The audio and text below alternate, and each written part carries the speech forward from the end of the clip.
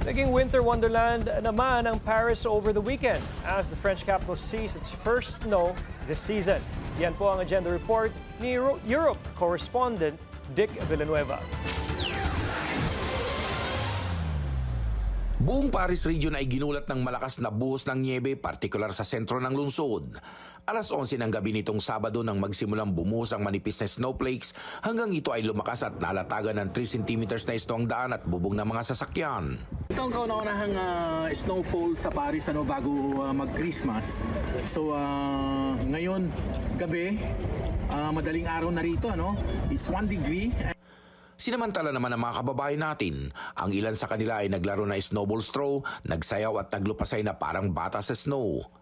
Itinaan naman ng iba ang pagsusulat ng love message sa windshield ng sasakyan na natatakpan ng snow. Hindi naman malubhang naapektuhan ang daloy ng pampublikong transportasyon dahil maayos naman ito nakakabiyahe, lalo na ang tramway.